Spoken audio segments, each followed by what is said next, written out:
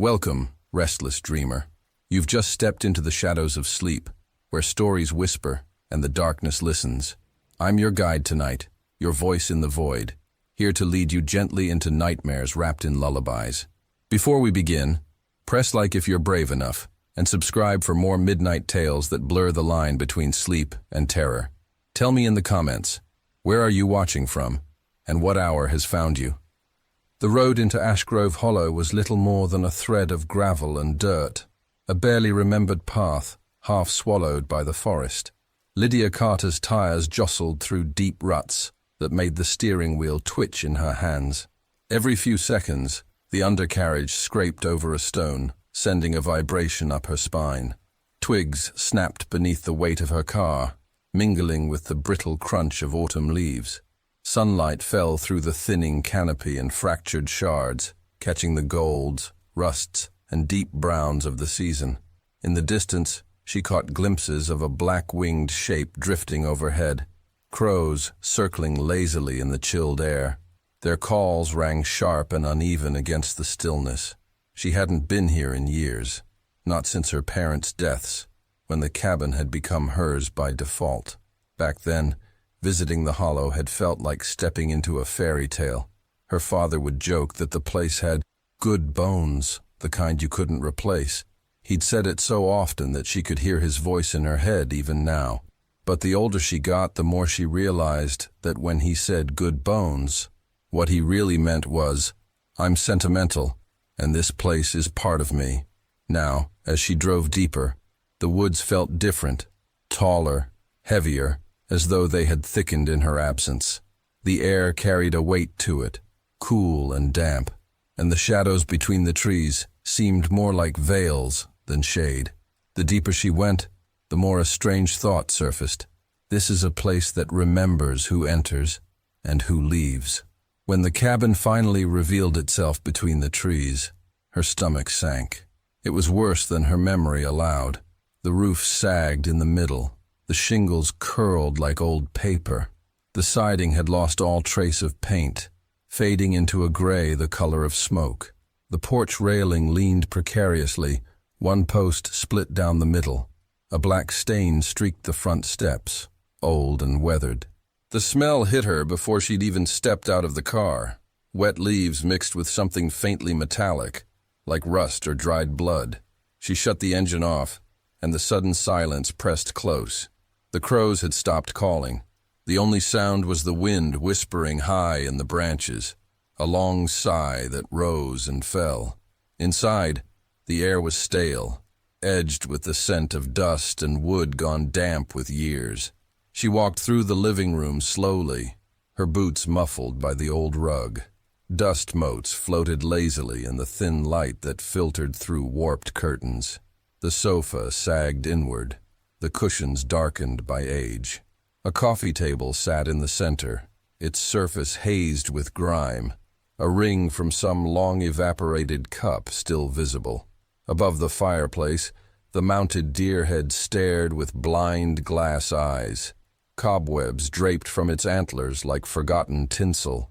She set down her bags and began pulling the dust covers from the furniture, shaking them outside. With each motion, more of the cabin emerged from its own sleep, but the feeling of being observed only grew stronger. She tried to dismiss it, chalk it up to the isolation, the strangeness of returning after so long.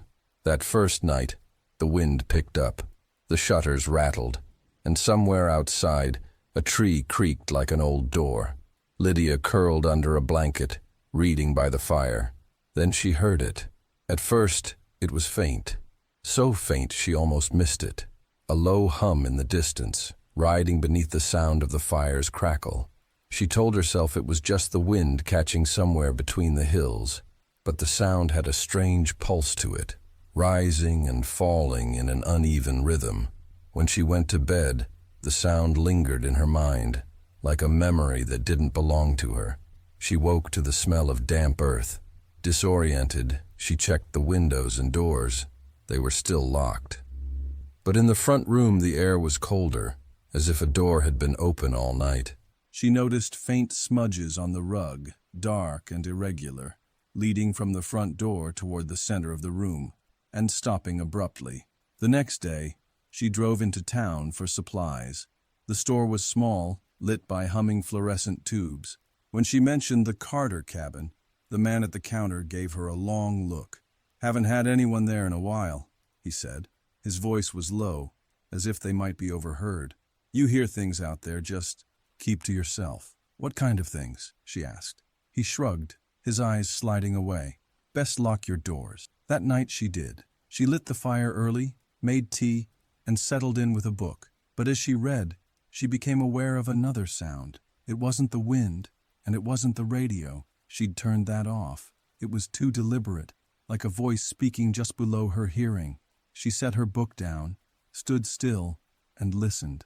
The murmurs were coming from under the floorboards. She switched off the fire's fan, unplugged the small fridge in the corner, silenced everything she could.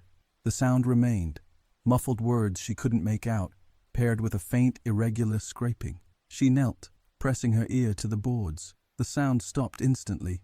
The silence that followed was thicker than before, as if the entire cabin had taken a breath and was holding it. The next morning she began searching. She checked behind furniture, in cupboards, even in the attic crawl space. Finally, in the bedroom closet, she noticed a loose square of floorboard. It lifted easily, revealing a ladder descending into darkness. A wave of cold, damp air rolled upward, smelling of soil and something faintly metallic, stronger than before. Gripping a flashlight, she descended. The ladder ended in a narrow earthen tunnel, the walls braced with rough wooden beams. Her boots squelched slightly on the packed dirt floor. The tunnel ended in a small chamber no bigger than a shed. Shelves lined the walls. On them sat glass jars, some clouded with age, others clear enough to see their contents. Most held small wooden figures, crudely carved, each no taller than her hand. Every figure's mouth was slightly open, as if caught mid-breath. As she turned in place, the sound came again, soft whispering, now echoing faintly off the walls. It wasn't coming from the tunnel, but from inside the walls themselves. Her skin prickled, and she backed out, sealing the hatch behind her. The whispers didn't stop.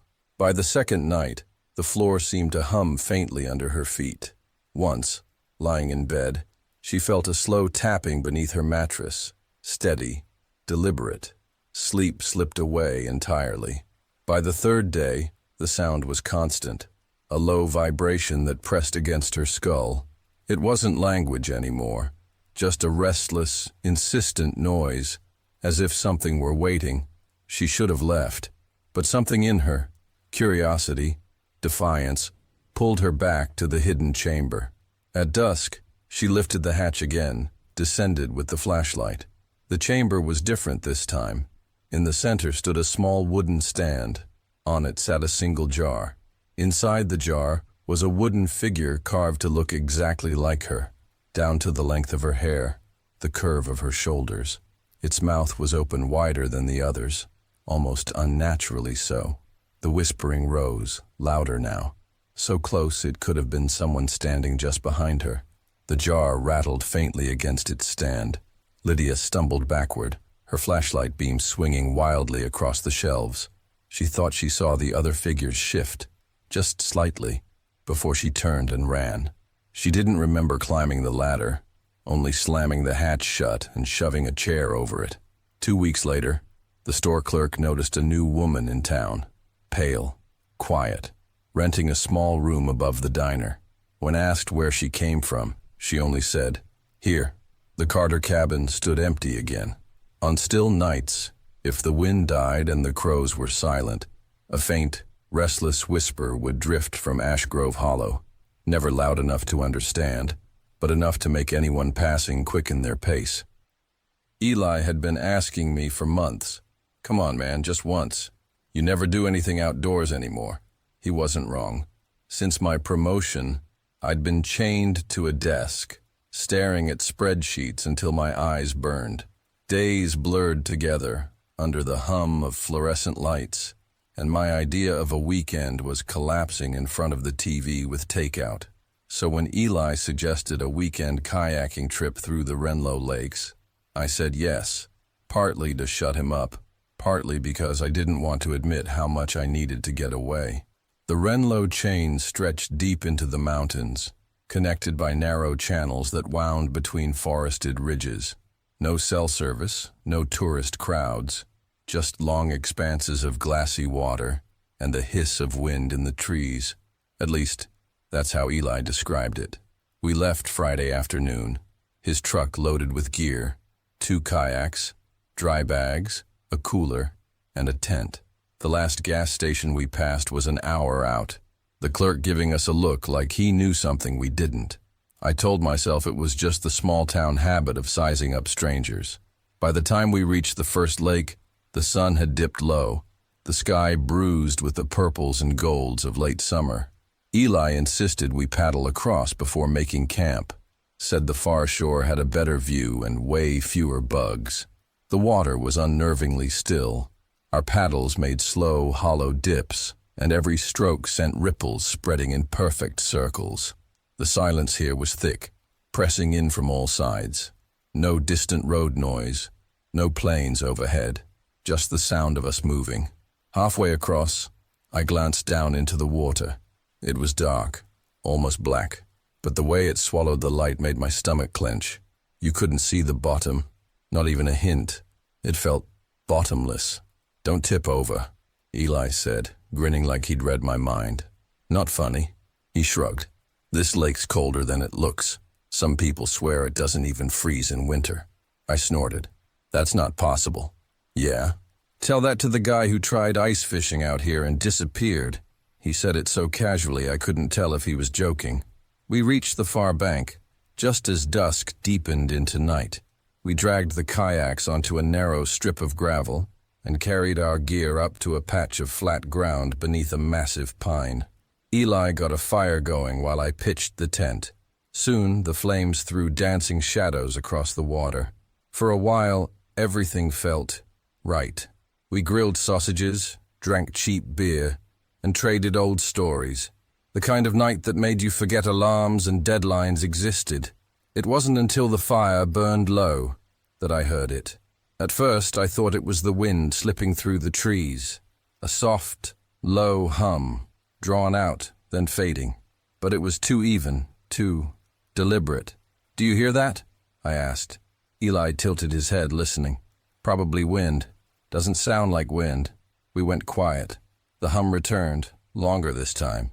It had a rhythm to it, rising, holding, falling, almost like singing. Eli threw another log on the fire. "We're in the middle of nowhere. Sound carries weird out here." But his voice was tighter now. The sound came again, this time from somewhere across the lake. I couldn't see anything in the dark, just the faint gleam of moonlight on still water. It faded, and for a while we sat in silence, trying to pretend it hadn't happened. Eventually we crawled into the tent, zipped it tight, and let the crackle of the dying fire lull us. I woke sometime after midnight. The fire was dead, and the air in the tent was cool enough to make me shiver. Then I heard it again, the hum, but closer. I held my breath. It wasn't coming from across the lake anymore. It was coming from the shore, just beyond the gravel. "Eli," I whispered. He stirred, mumbling. "Listen." The hum rose into a wavering note, then stopped abruptly. Silence. A soft splash followed, like a single footstep in shallow water. Then another. I could see the lake through the thin mesh of the tent's side window, moonlight rippling faintly. Something moved near the shore, breaking the water's surface. Eli sat up now, fully awake, his eyes locked on mine. Neither of us said a word. Another splash, closer. Then, nothing. We stayed frozen for what felt like minutes. Eventually, the night went still again, and Eli muttered, "Probably just a beaver or something." But the way his voice shook told me he didn't believe it any more than I did. Morning came gray and thin, the sky veiled in low clouds that pressed down on the tree line. My first thought was that the night had been a bad dream, until I saw Eli standing at the water's edge, staring down. "What is it?" I asked, pulling on my jacket. He didn't answer right away. When I joined him, I saw why. The gravel along the shoreline was disturbed, darkened with wet patches. In some places, the stones were pushed aside in narrow, oval depressions, too long for an animal, too narrow for a human foot. Whatever made them had no toes, just smooth ends, like the shape of a paddle. The trail of them came out of the water, looped around the fire pit, and went back in again. Could be some kind of otter? I suggested weakly. Eli gave me a look. Otters don't walk like this, and they don't hum. The memory of the sound from last night pressed in, low and steady, like it was still under the surface of my skull. We decided to pack up and move further along the chain of lakes, if only to shake the feeling of being watched. Eli said there was a narrow channel that led to a second, smaller lake, about an hour's paddle away. The water was dead calm as we set out. Every paddle stroke felt too loud. I kept glancing down, trying to pierce the blackness beneath us, but it was like staring into ink. The channel was barely wider than our kayaks, the trees leaning so far overhead they almost touched. About halfway through, I heard the hum again.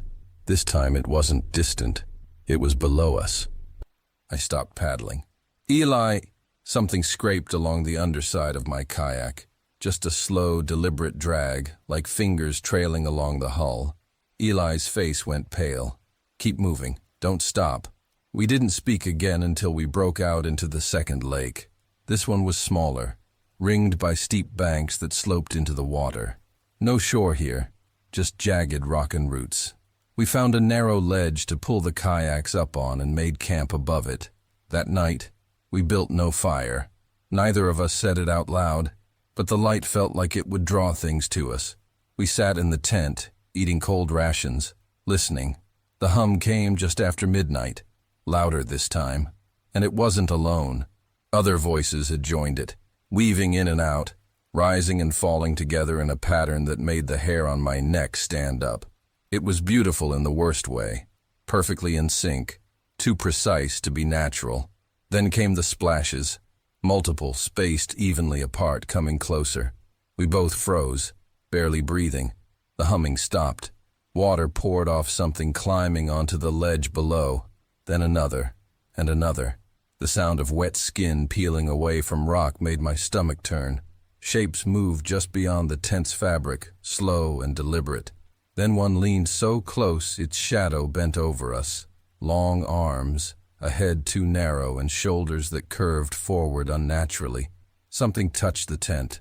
A wet palm pressed flat against it, fingers spread.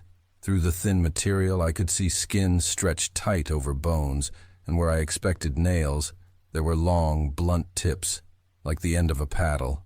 I wanted to scream, but it leaned closer, and a single note began to hum. The sound vibrated through the fabric, into my bones, into my teeth. It felt like my head was filling with static. Eli grabbed my arm.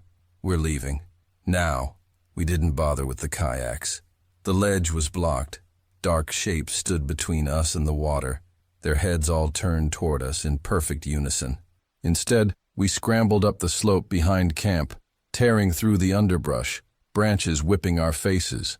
The humming rose behind us, layered with that awful slapping of wet limbs against stone. We ran blind, guided only by the pale smear of moonlight above the trees. The ground grew soft underfoot, moss giving way to shallow pools that reflected the sky. My feet sank into cold water, and something brushed against my ankle. I kicked free, heart hammering. Eli was ahead now, gasping for air, muttering "almost there" over and over like a prayer. We crested a ridge and stumbled down the other side, crashing into another stretch of water, a narrow inlet. Across it, I saw a dirt road. "We swim," Eli said. I didn't argue. We plunged in. The water was icy, so cold it stole my breath. I fought to keep my head above the surface, my limbs sluggish. Halfway across, I felt it, something sliding past my leg, then wrapping around it. I screamed, kicking hard, and whatever it was, slipped away. Eli reached the far shore first, scrambling up the bank. I was right behind him when the humming started again, this time rising out of the water like a chorus. I risked a glance back. Figures were standing in the inlet now, shoulder deep, watching us. Their faces were featureless in the moonlight, but I could feel their attention, sharp and focused. One tilted its head, just slightly, and the humming cut off. The silence was worse. We didn't stop running until we hit the road. A truck's headlights appeared in the distance, and we staggered into its path, waving frantically. The driver, a man in a stained ball cap, slammed the brakes. He rolled down the window. "You boys lost?" Eli just shook his head, unable to speak. I managed, "We need to get out of here." The man studied us for a moment, then jerked his head toward the cab. "Get in." As we pulled away, I looked back toward the inlet. The water was flat again, nothing moving, but I could still hear the hum, faint and steady, like it was inside my skull. We never went back for the kayaks. I'd been taking photos of wildlife for almost a decade, but there's something about mountains in early autumn that gets under your skin. The light feels cleaner, sharper. Shadows stretch longer. You can hear your own heartbeat if you stop walking for long enough. That week, I was in a remote stretch of forest, hired to capture shots of elk migration for a nature magazine. The location was a 2-hour drive from the nearest paved road, then another 3-mile hike up a crumbling trail. At the very top sat the old fire lookout, abandoned for years, left to rust into the skyline like an old skeleton. I'd heard about the place from a park ranger over coffee. He warned me it wasn't safe, said the supports were corroded, the railings loose, but I couldn't resist the view it promised. From that height, I could see valleys spilling out like green oceans, the horizon wrapped in blue mist, perfect for long-lens photography. I brought my dog, Jasper. He's a big shepherd mix with a calm personality and a bark that rattles windows. I've camped in bear country enough to know that sometimes a dog's nose is better than a rifle. We reached the lookout just before sunset. The structure groaned in the wind, its steel legs rooted into the rock. Rust bled down the supports like dried rivers. The wooden cabin at the top leaned slightly, the glass windows long gone, their frames yawning open to the air. I climbed the narrow stairs, my boots thudding on boards that flexed more than I liked. Jasper followed reluctantly, glancing over his shoulder at the woods below. When we reached the top, I set my gear down and took in the view. The valleys below were shadowed, except for thin ribbons of gold sunlight weaving between peaks. That's when I noticed them. Marks on the steel support nearest the cabin. Not scratches from weather, not graffiti. Claw marks. Long, deep grooves running parallel, maybe 10 feet off the ground. Too high for a bear, too wide for any bird. I ran my fingers along them. The edges were sharp, fresh. I could still feel burrs of metal curled where something had dragged hard. I told myself it was nothing. Maybe a storm had knocked a tree against the tower. Still, the hair on my arms prickled. I set up my camera on the western side to catch the elk at dusk. The forest far below rippled with movement. Small herds, shifting in the fading light. My shutter clicked steadily, a rhythm that calmed me.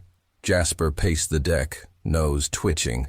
Every few minutes he would stop, stare at the same patch of tree line far below, then growl low in his throat. At first I figured it was a deer, but then the sound changed. Not a growl of warning, more like unease. The air felt heavier, as if the wind had stopped. Shadows thickened faster than they should have. When I looked where Jasper stared, I didn't see animals.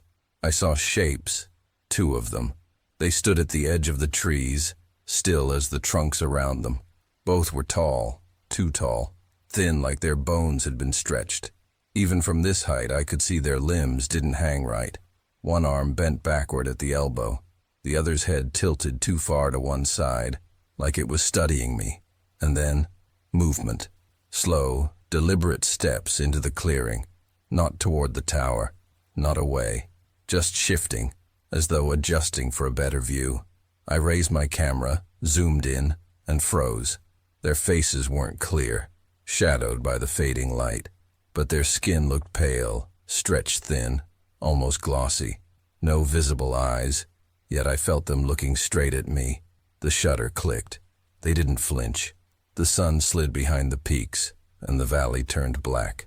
My plan had been to hike down to my tent before full dark, but now the trail below looked like a mouth waiting to swallow me. I decided to stay in the lookout for the night. I set up my sleeping bag in the corner and lit a small lantern. Jasper lay beside me, ears twitching at every creak. I pulled out my camera to review the shots. The elk migration images were perfect, sharp, full of movement and color. But when I got to the shots of the clearing, they were closer. In the first frame, they stood at the tree line. In the next, barely 20 feet forward. In the third, they were at the base of the hill below the tower, faces angled upward, directly toward my lens. I hadn't seen them move. My stomach turned cold. I shut off the camera and told myself I'd imagined it. But every time I glanced toward the window, I thought I saw the faintest shift in the shadows below. Somewhere after midnight I woke to a sound. Not the wind, not an animal scuffling in the brush. It was the sound of the stairs, a slow, deliberate creak, then another. Jasper's head shot up, a deep growl rolling from his chest. He stood, every muscle rigid, eyes locked on the doorway. I grabbed my flashlight, heart pounding so hard it felt like it might crack a rib. I stepped toward the doorway and shined the beam down the stairs. Empty, but the sound continued, just above me. I realized with a sick twist that it wasn't the stairs at all. It was the roof. Something was moving on top of the lookout. The boards above groaned as weight shifted. A shadow passed over the lantern light, blocking it for a fraction of a second. Jasper barked, lunging at the door. I yanked him back, every instinct screaming not to go outside. Then silence. I didn't sleep again. I sat with my back against the wall, flashlight in hand, watching the doorway until the first light of dawn. When the sun finally rose, I stepped outside cautiously, scanning the roof and the clearing below. No sign of them. I told myself it was time to go. I packed my gear quickly, shoving the camera into my bag without reviewing the rest of the shots. The hike down felt longer than it had coming up. When I finally reached my truck, I exhaled for what felt like the first time in hours. Jasper jumped into the passenger seat and immediately curled up, as if nothing had happened. Back at my cabin that evening, I plugged the camera into my laptop. I told myself I'd delete the photos of them, wipe away the proof. But then I saw the new folder. It wasn't one I'd created. It was labeled with the date, followed by a single dash. Inside were 27 images I didn't take. The first was of me, sitting in the lookout, reading, taken from outside the window. The next showed me asleep, head tilted back, mouth slightly open. Jasper curled at my feet. Each photo edged closer, until the last filled the frame with my face. Eyes closed, lips parted. I felt sick. My pulse pounded in my ears. I scrolled back to the first of the series and noticed something I hadn't before. In the reflection of the glass, just behind me, was a tall, pale figure with its head tilted too far to one side. I didn't go back to the lookout. I didn't even leave the cabin. But 2 nights later, I woke to Jasper whining at the door. His nails scraped against the wood, his whole body trembling. I pulled back the curtain just enough to peek outside. Down by the tree line, 2 figures stood perfectly still, and when I raised my eyes to the porch railing, there was a third. It was closer than I'd ever seen it before, head bent at that same unnatural angle, as if waiting for me to open the door. When people in the small town of Red Ash spoke about the hollow path, it was never over coffee or at the dinner table. It was always in low voices, half joking but never fully smiling, as though saying too much might invite something in. No one had ever drawn it on a map. Its location existed only as a suggestion, a vague turn somewhere past Miller's Creek, where the water ran cold and sluggish even in the height of summer. It was mid-October when Nathan Harrow stumbled across it. He wasn't from here. He just moved to Red Ash after accepting a job with the county office. The place was small, quiet, cheap, the kind of town that had 1 grocery store, 2 diners, and a gas station that closed at 8:30 sharp. Nathan had always lived in cities, and though the move felt like stepping back in time, he figured it might be good for him. Fewer distractions, slower pace, fresh air. On his third week, a Friday evening, his GPS offered him a shortcut home from the courthouse. The route snaked past Miller's Creek and into a strip of road Nathan had never seen before. The screen labeled it only as County Road 16A, but the name meant nothing to him. The paved road gave way to cracked, weather-worn asphalt, pitted in places where rainwater had chewed at the edges. His tires crunched over loose gravel, the sound sharp and distinct in the air. Sharp, because there was nothing else to hear. No birds, no crickets, no wind stirring the leaves. Just nothing. Nathan frowned, turning down the car stereo, thinking maybe he'd imagined it. The silence was almost physical, a heavy layer pressing against his ears. At first he thought it was just a forgotten back road. Rural towns were full of them. But then he noticed the trees. They grew closer to the road here, leaning in toward one another. Their branches knotted overhead into a natural ceiling. Pale streaks marred their bark, long vertical scars, some deep enough to look like open wounds. The leaves, curled and dry, whispered faintly, though Nathan couldn't feel even the smallest breeze against his face. He told himself it was fine. People liked to exaggerate local stories. The road narrowed, forcing him to slow down. A bent road sign loomed up on his left, so rusted and weather-faded that the letters were no more than ghosts. 100 yards later, something scraped the undercarriage of his car. Not the solid thump of a branch or a stone. Something softer, dragging along metal like wet cloth. Nathan shifted forward in his seat, peering through the windshield. That's when he saw it. A figure, maybe 60 feet ahead, standing in the center of the road.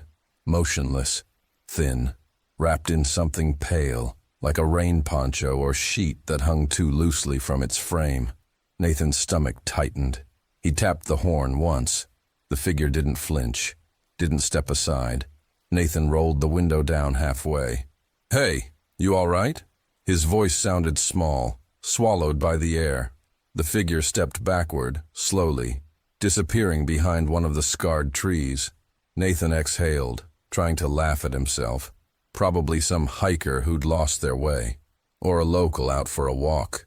He eased the car forward, but as the road curved, the figure was there again, closer this time, standing dead center, still faceless, still unmoving. This time Nathan didn't honk. He kept going, hands tight on the wheel. The figure drifted backward into the trees once more, each step slow, deliberate. The thought of turning back crossed his mind, but the path had become so narrow, bordered by thick trunks and undergrowth, that reversing would mean scraping his car into the trees. He told himself the road would widen soon. Roads always did. The third time he saw the figure, it stood at the very edge of the road. The pale fabric clung to its thin frame, and its head was tilted slightly, as though listening for something just out of reach. Nathan's chest tightened. His brain ran through explanations. A prank, a hermit who didn't want strangers on their land, a trick of the failing light. When he finally passed the spot, the figure was gone. The road seemed to stretch on endlessly now. The ceiling of branches thickened overhead until only scraps of gray sky showed through. The air felt heavier, damp, almost clinging to his skin. Nathan gripped the wheel so hard his knuckles ached, and then he saw movement in his side mirror.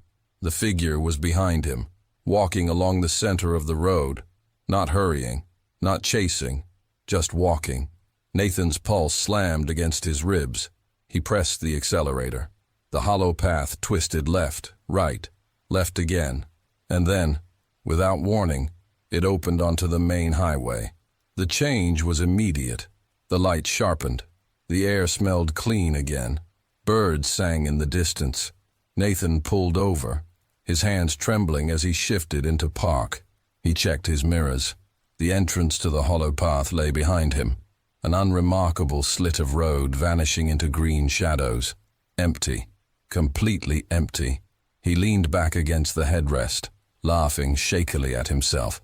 It was nothing, just a weird road, an odd local, maybe his own imagination filling in the blanks. But as he reached for his phone on the passenger seat, his hand froze. There, sitting beside it, was a scrap of pale fabric, still damp. Nathan didn't tell anyone about the hollow path at first. What would he say? That he'd seen someone, or something, on a lonely strip of road. The town didn't take kindly to strangers spreading rumors, and besides, he wasn't sure he believed it himself. But that night, as he tried to sleep, he kept thinking about the way the figure moved. It wasn't random. It wasn't wandering. It was waiting. And though Nathan locked his doors and drew his blinds, he swore he heard the faint sound of wet cloth dragging along the driveway outside. Over the next week, small things began to happen. He found more scraps of pale fabric on his porch railing, caught in the branches outside his kitchen window. His car alarm went off twice in the dead of night, but when he checked, there was no one there. His neighbor's dog, usually loud and friendly, wouldn't come near his yard. The locals noticed his unease. At the diner, the waitress, an older woman with a pinched mouth and too many rings, leaned in as she poured his coffee. "You didn't drive past Miller's Creek, did you?" Nathan froze. "Why?" Her gaze slid to the front window, where fog pressed against the glass. "Some places don't want you there. Best you stay away from them." When he asked what she meant, she just walked away. It took him another week to finally give in to his own curiosity. On a gray Saturday morning, Nathan got in his car and drove past Miller's Creek. The turn to the hollow path was easy to miss. Just a narrow gap in the trees. No sign, no warning. He stopped at the entrance, engine idling. The darkness under those leaning branches seemed thicker than before, almost tangible. He didn't go in. Not this time. He sat there for several minutes, listening. At first, there was only the normal forest soundtrack, the rustle of leaves, the faint rush of water from the creek. But the longer he stayed, the quieter it became. One sound at a time, the world went still. And then, deep within the shadows, something shifted, a pale shape, watching. Nathan left so fast he almost took the turn into the creek. That night, the scrap of fabric on his windowsill was larger, almost a full sleeve, still damp. The first time Clara Hale heard about Alder Hollow was from her grandfather, told in the hushed tone of someone describing a scar you didn't want touched. "It's where the light dies," he'd say, staring at the fire as if he could see something moving in the shadows just beyond it. Once the last lamp in that town went out, the people followed. He never explained what happened to them, only that the place should be left alone. But Clara was 29 now, a photographer who made her living chasing forgotten places, ghost towns, derelict churches, amusement parks, reclaimed by vines. She had seen Alder Hollow mentioned only once, on a niche urban exploration forum, in a thread so old, half the photos were dead links. The details were scarce. A coal town in the early 1900s, population under 200, abandoned overnight in 1936, no official records explaining why. There was also a photograph, grainy, black and white, showing a single street lamp glowing on a foggy road. The caption read, "The last light in Alder Hollow, taken 2 days before it went out." Clara packed her camera, tripod, flashlight, and enough food for 2 days. It was a 4-hour drive from her apartment, the last hour on a dirt road so narrow her car barely fit between the trees. By late afternoon, the forest opened into a valley where Alder Hollow lay like a forgotten toy in tall grass. The air was still, heavy with quiet. The main street was lined with leaning buildings, brick facades, faded signs, shattered windows, and in the center stood a wrought iron street lamp, cracked glass globe still faintly glowing. No wires, no hum, yet it shone. She raised her camera, took several photos, then lowered it. unsettled by the way the shadows seemed to stop just short of its glow. She camped in the old diner, keeping the lamp in sight through a cracked window. Its light didn't push back the darkness much. It only seemed to mark a limit, a boundary the night didn't cross. By 9 p.m., fog rose from the ground, swallowing the street until only the lamp remained visible. It didn't move like natural mist. It hung still, as though aware. Somewhere in the fog, soft footsteps passed by. Slow, measured. The lamp stayed lit. The fog came earlier. At the edge of the light, shapes formed, human-like, but wrong. Blurred edges, limbs bending unnaturally. When Clara shone her flashlight toward the lamp, the shapes shifted back. It wasn't magic, just as if they didn't want to be in direct light. She stayed awake until dawn. She tried to leave, but halfway to the forest road the lamp dimmed. The fog poured in faster, swallowing buildings and narrowing the street. She ran. Just before she reached her car, the lamp went out completely. In the silence that followed, footsteps approached through the fog. The photos she took came back blank, only white frames. Sometimes, while driving at night, she'll see a lone street lamp in the distance, and she always takes another road.